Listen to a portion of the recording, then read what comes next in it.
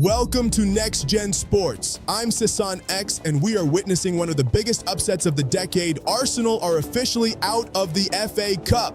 It was this moment. Shea Charles silencing the Emirates. Southampton, the championship side, have done the impossible. Our guest analyst thinks Arteta's rotations backfired completely. 5 changes and the rhythm just wasn't there. All right, Arsenal fans, we need to have a serious conversation because what we just witnessed against Southampton in the FA Cup quarterfinal was simply not good enough. And I'm not talking about just the result. I'm talking about the performance, the mentality, and the decisions on the pitch. This was a lower division side. A team Arsenal should be dominating, controlling the game, creating chances, and finishing the job professionally. But instead, we saw hesitation. We saw a lack of sharpness, and more importantly, we saw a team that didn't look fully prepared for the intensity of the moment. Now, credit to Southampton, they came in with energy, discipline, and belief. But Arsenal, this is a team with title ambitions. You cannot afford to drop your level in games like this.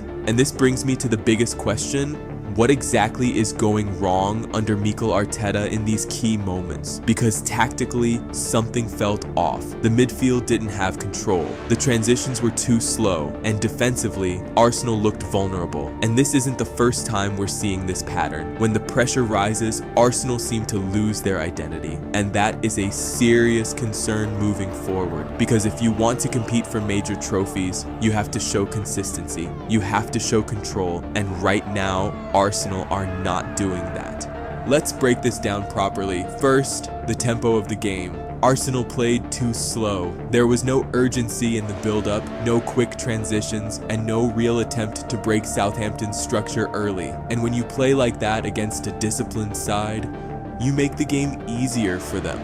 Second, the midfield balance. There was a disconnect. The midfield wasn't controlling the game, wasn't winning second balls consistently, and wasn't creating enough forward momentum. That's a major issue, because Arsenal's entire system depends on midfield dominance, and when that collapses, everything else follows. Third, decision-making in the final third. Too predictable, too safe, not enough risk.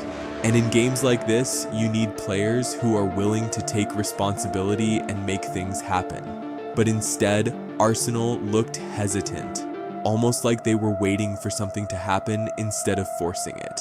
And that is not the mentality of a top team. Now, let's talk about Arteta, because this is where things get interesting. Is he overthinking these games? Is he making things more complicated than they need to be? Because sometimes simplicity wins games. And right now, Arsenal look like a team that is overcoached in certain moments, and that's something that needs to be addressed quickly.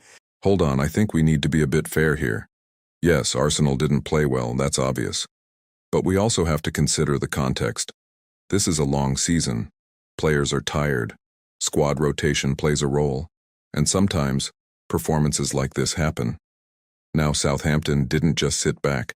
They were aggressive, organized, and very disciplined. They made it difficult. And Arsenal struggled to adapt.